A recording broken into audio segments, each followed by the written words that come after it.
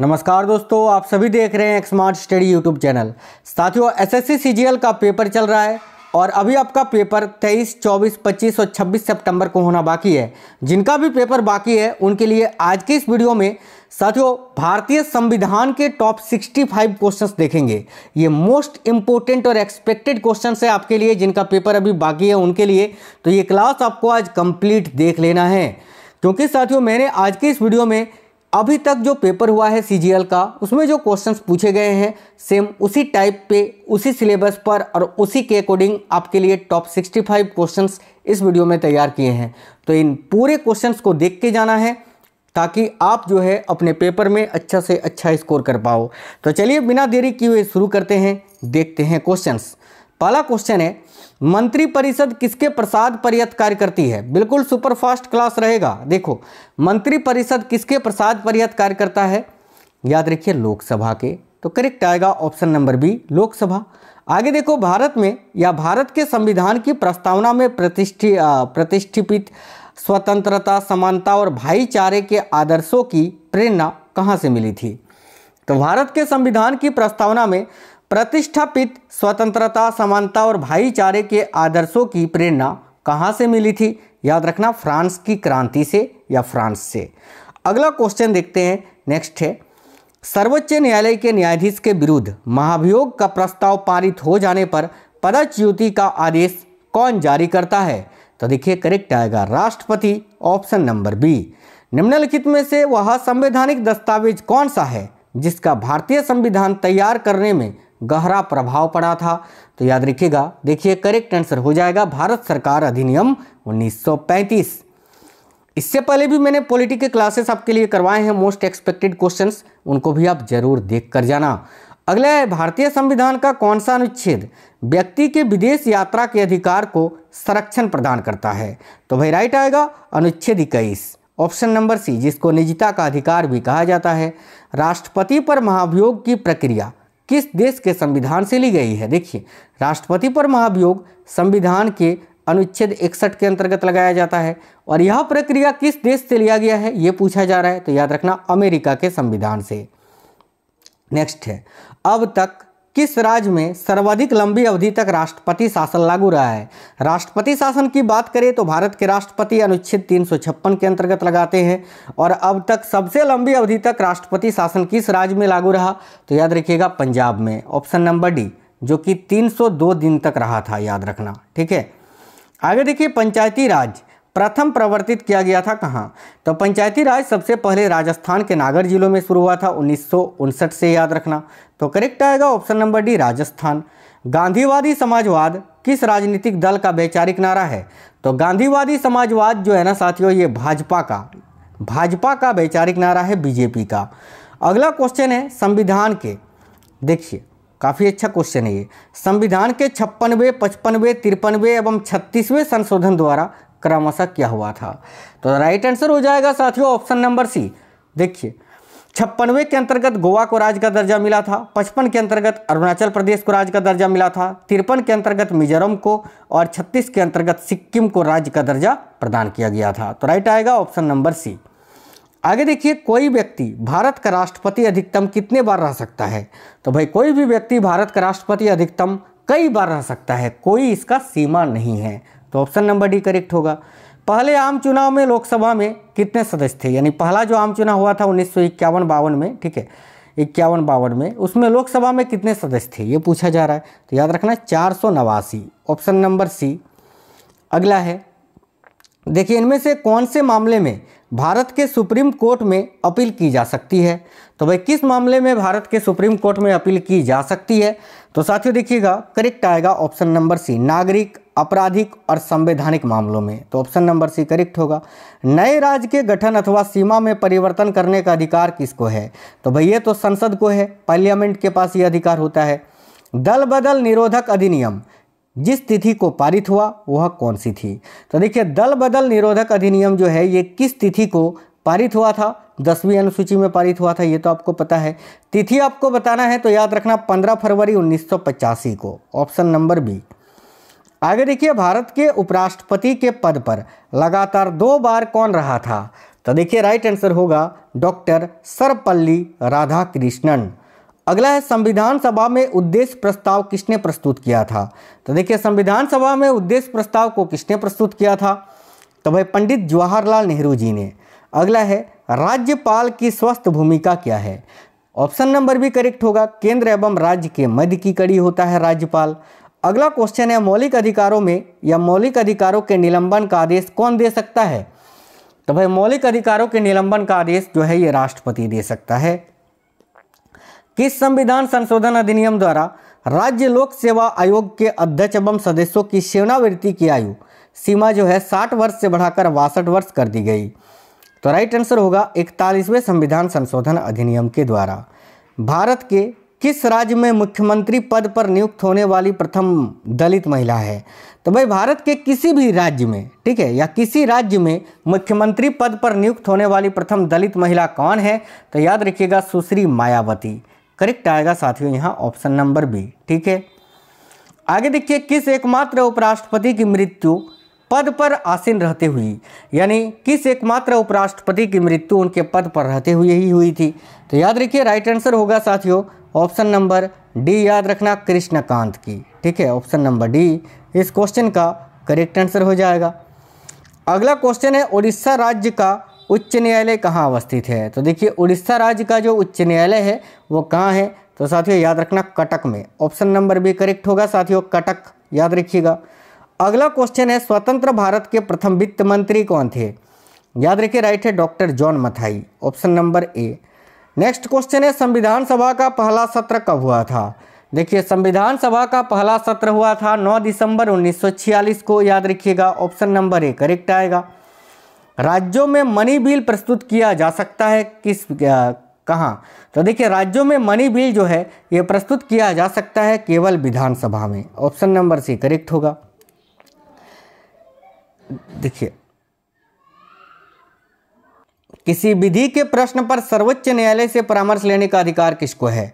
याद रखिए राइट है राष्ट्रपति को। अगला क्वेश्चन देखिएगा निम्नलिखित में से कौन सा भारत में प्रशासन पर विधायी नियंत्रण का एक साधन नहीं है? तो भाई काफ़ी अच्छा क्वेश्चन है। देखिए निम्नलिखित में से कौन सा भारत में प्रशासन पर विधायी नियंत्रण का एक साधन नहीं है? तो भाई सदर का विघटन, याद रखना। ठीक है, बाकी संकल्प, प्रश्न, अविश्वास प्रस्ताव ये सभी भारत में प्रशासन पर विधायी नियंत्रण का साधन है, लेकिन सदन का विघटन नहीं। तो ऑप्शन नंबर ए करेक्ट होगा। अपने पद पर रहते हुए दिवंगत होने वाले प्रथम लोकसभा अध्यक्ष कौन थे? तो अपने पद पर रहते हुए दिवंगत होने वाले प्रथम लोकसभा अध्यक्ष थे GSC बाल योगी। करेक्ट आएगा ऑप्शन नंबर सी। पंचायती राज के कार्य क्षेत्र में नहीं आता है, इनमें से कौन सा पंचायती राज के कार्य क्षेत्र में नहीं आता है? तो याद रखना माध्यमिक शिक्षा। माध्यमिक शिक्षा जो है साथियों ये पंचायती राज के कार्य क्षेत्र में नहीं आता है, याद रखना। आगे देखिए जनहित याचिका दायर की जा सकती है किसमें? तो जनहित याचिका जो है ये किसमें दायर की जा सकती है? तो याद रखिए करेक्ट है उपयुक्त दोनों में, उच्च न्यायालय सर्वोच्च न्यायालय दोनों में ही। निम्नलिखित में से किस समिति का पदेन अध्यक्ष लोकसभा अध्यक्ष होता है? तो देखिए इनमें से वो कौन सा समिति है जिसका पदेन अध्यक्ष होता है लोकसभा अध्यक्ष? तो याद रखिए नियम समिति का। ऑप्शन नंबर सी। भारत सरकार के कानूनी विषयों पर परामर्श कौन देता है? तो देखिए भारत सरकार के कानूनी विषयों पर परामर्श कौन देता है? याद रखिए अटॉर्नी जनरल यानी महान्यायवादी। भारत के महान्यायवादी की नियुक्ति भारत के राष्ट्रपति करते हैं अनुच्छेद 76 के अंतर्गत, याद रखना। अगला क्वेश्चन है संवैधानिक दृष्टि से यदि देखा जाए तो उप प्रधानमंत्री निम्न में से किसके समकक्ष होता है? तो देखिए यहाँ आपका करेक्ट आंसर होगा कैबिनेट मंत्री के। अगला है लोकतंत्र का कार्य संचालन किसके अभाव में असंभव है? तो लोकतंत्र का कार्य संचालन किसके अभाव में असंभव है? तो याद रखिए राजनीतिक दल के अभाव में। अगला क्वेश्चन है संविधान के किस अनुच्छेद के अंतर्गत लोक सेवा आयोग के सदस्यों को हटाया जा सकता है? तो राइट है अनुच्छेद 317 के अंतर्गत, याद रखिएगा। अगला क्वेश्चन है सांसदों के वेतन का निर्णय कौन करता है? तो भाई जो सांसद होते हैं उनके वेतन का निर्णय कौन करता है? तो साथियों देखो करेक्ट आंसर होगा ऑप्शन नंबर ए संसद। अगला क्वेश्चन है आपातकाल के दौरान संसद लोकसभा का कार्यकाल एक बार में कितने समय के लिए बढ़ा सकती है? याद रखिएगा आपातकाल के दौरान संसद लोकसभा का जो कार्यकाल है एक बार में कितने समय के लिए बढ़ा सकती है? तो राइट है ऑप्शन नंबर बी 1 वर्ष के लिए। अगला है, मौलिक अधिकारों को लागू करने के लिए निम्नोक्त में से किसी न्यायालय द्वारा जारी किया जा सकता है क्या? तो भाई करेक्ट आएगा रीट समादेश, याद रखना। अगला है, देश में दूसरी बार राष्ट्रीय आपातकाल की घोषणा कब हुई थी? तो देश में दूसरी बार राष्ट्रीय आपातकाल की उद्घोषणा कब हुई थी? याद रखिए, राइट है, देखिए 13 दिसंबर 1971 को। ऑप्शन नंबर सी करेक्ट होगा। भारत में किसी भी सदन का सदस्य हुए बिना कोई व्यक्ति तब तक मंत्री पद पर आसीन रह सकता है, कब तक, यही आपको बताना है। तो भारत में किसी भी सदन का सदस्य हुए बिना कोई व्यक्ति कब तक मंत्री पद पर आसीन रह सकता है? तो याद रखना 6 महीने तक। Option number B. जब राष्ट्रपति की मृत्यु हो जाती है, त्यागपत्र देते हैं या पदच्युत या अन्य कारणों से अपने कर्तव्य को नहीं निभा सकता है, तो उपराष्ट्रपति कितने समय तक राष्ट्रपति के रूप में कार्य कर सकता है? तो भाई याद रखिए 6 महीने तक। Option number D. अगला, संविधान के किस अनुच्छेद में हिंदी भाषा के विकास के लिए निर्देश दिया गया है? तो देखिएगा यहाँ आपका करेक्ट आएगा अनुच्छेद 343 में। देखिए नेक्स्ट है, संविधान संशोधन हेतु विधेयक सर्वप्रथम कहाँ प्रस्तुत किया जाता है? तो संविधान संशोधन हेतु विधेयक सर्वप्रथम जो है ना संसद में प्रस्तुत किया जाता है। ऑप्शन नंबर ए संसद। राज्यपाल के पद पर नियुक्ति की न्यूनतम उम्र सीमा क्या है?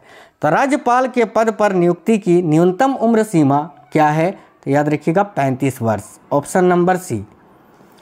अगला है, किसी राज्य के आरक्षण विधेयक को 9वीं अनुसूची में सम्मिलित किया गया है? तो किस राज्य के आरक्षण विधेयक को 9वीं अनुसूची में सम्मिलित किया गया है? तो देखिए करेक्ट आंसर होगा तमिलनाडु के। Option number A. कौन राष्ट्रपति के चुनाव में तो मतदान नहीं करते हैं परंतु उपराष्ट्रपति के चुनाव में मतदान करते हैं? देखो करेक्ट आएगा संसद के मनोनीत सदस्य।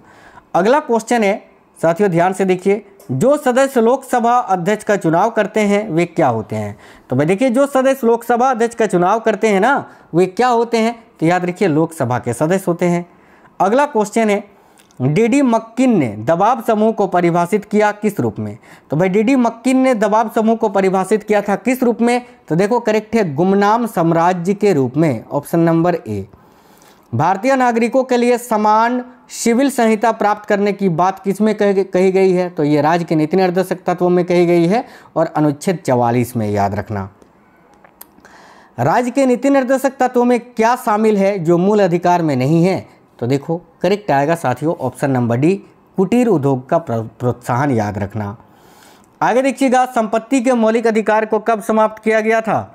तो भाई राइट आएगा 1978 में संविधान के 44वें संशोधन के द्वारा। किसी राज्य के मुख्यमंत्री की नियुक्ति कौन करता है? याद रखिएगा राज्यपाल। नेक्स्ट है, संविधान के किस अनुच्छेद के अंतर्गत राष्ट्रपति द्वारा भारत के महान्यायवादी की नियुक्ति की जाती है? राइट है अनुच्छेद याद रखना अनुच्छेद 76 के द्वारा। देखिए अनुच्छेद 52 में राष्ट्रपति की नियुक्ति, अनुच्छेद 63 में उपराष्ट्रपति की, अनुच्छेद 76 में हो गया महान्यायवादी की और अनुच्छेद 148 में भारत के नियंत्रक एवं महालेखा परीक्षक की, याद रखना। राज्य के नीति निर्देशक तत्व में कितने वर्षों तक के बच्चों के लिए निःशुल्क और अनिवार्य शिक्षा का प्रावधान है? तो भाई याद रखना 14 वर्ष तक के बच्चों के लिए, ठीक है। नीचे लिखा कौन सा सिद्धांत नीति निर्देशक तत्वों में सम्मिलित नहीं है? तो देखिए इस क्वेश्चन के लिए करेक्ट आएगा ऑप्शन नंबर डी, बाल विवाह संबंधी सिद्धांत, ठीक है। अगला है 1983 में केंद्र सरकार द्वारा संघ राज्य संबंधों पर निम्नलिखित में से कौन सा आयोग नियुक्त किया गया था? तो राइट है साथियों यहाँ सरकारिया आयोग, याद रखिएगा ऑप्शन नंबर ए। कौन सा अनुच्छेद केंद्र सरकार द्वारा राज्यों को सहायता अनुदान से संबंधित है? तो याद रखिएगा अनुच्छेद 275 ऑप्शन नंबर सी। भारत के संविधान के किस संशोधन ने उच्च न्यायालय के न्यायाधीशों की सेवानिवृत्ति की आयु 60 वर्ष से बढ़ाकर 62 वर्ष कर दी? तो राइट है 15वां संशोधन के द्वारा, ऑप्शन नंबर बी। अगला है भारत में राजनीतिक दलों को कौन मान्यता देता है? तो देखिए भारत में राजनीतिक दलों को कौन मान्यता देता है? याद रखना भारत का चुनाव आयोग। चुनाव आयोग का गठन अनुच्छेद 324 के अंतर्गत किया गया है, यह भी याद रखना। एकमात्र उदाहरण जब भारत के राष्ट्रपति ने वीटो की अपनी शक्ति का प्रयोग किया था? तो भाई याद रखिए करेक्ट है ऑप्शन नंबर बी, PEPSU विनियोग बिल के दौरान, याद रखना। दल बदल विरोधी कानून 1979 में ही लागू किया गया था, कहाँ पर? तो भाई देखो करेक्ट आंसर होगा पश्चिम बंगाल में, याद रखना। अगला है निम्नलिखित में से कौन किसी राज्य का मुख्यमंत्री बने बिना भारत का प्रधानमंत्री बन गया? तो यहाँ आपका करेक्ट आएगा, याद रखिए ऑप्शन नंबर डी चंद्रशेखर। अगला है दिनेश गोस्वामी समिति का संबंध किससे था? याद रखिएगा दिनेश गोस्वामी समिति का संबंध था चुनाव सुधार से। अंतिम क्वेश्चन है कौन सा अनुच्छेद पंचायती राज संस्थाओं द्वारा किए जाने वाले 29 कार्यों की सूची देता है? तो देखो करेक्ट आएगा अनुच्छेद 243 का खंड जी, याद रखना। ठीक है, ऐसे पंचायतों का गठन अनुच्छेद 40 के अंतर्गत किया जाता है, ये भी याद रखना।